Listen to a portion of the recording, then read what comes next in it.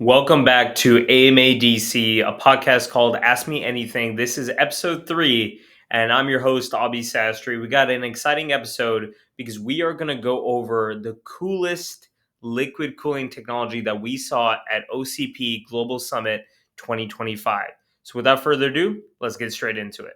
The coolest tech for me was I saw a company called TNO. It was like a national laboratory in Europe or something, but they had an on IHS two-phase heatsink. It was basically a IHS of a CPU, the integrated heat spreader, and they had cold plate fins inside the integrated heat spreader, and they basically had an enclosure where they were running two-phase cooling.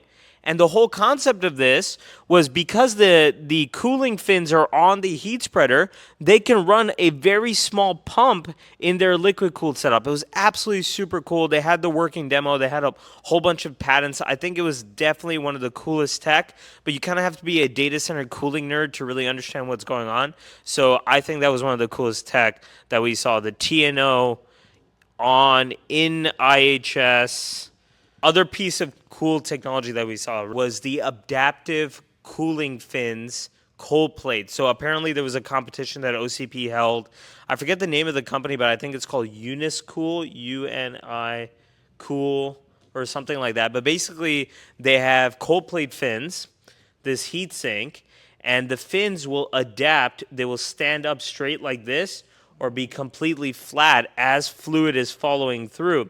And the reason being is because the CPU under the cold plate will have not uniform distributed heat load. For example, the heat load on the side of the CPU might be smaller. It might be 200 watts.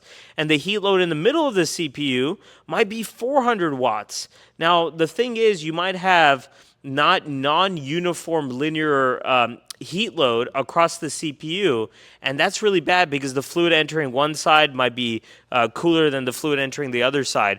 But if you have adaptive fins, you can have more of a linear heat load, meaning you can use lower flow rate pumps.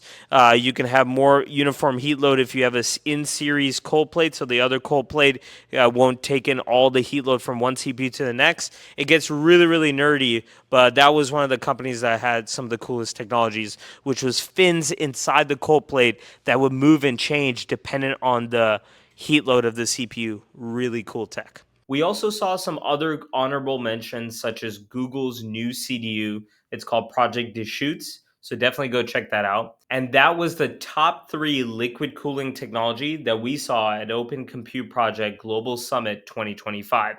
There were also other pieces of technology that we couldn't cover in this episode.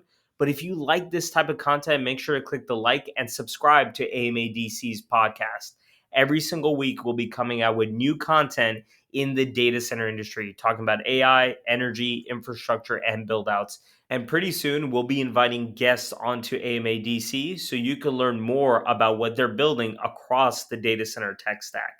So stay tuned for that. Again, this has been AMADC episode 3, and I'm your host, Abhi Sastry, and thank you so much for watching.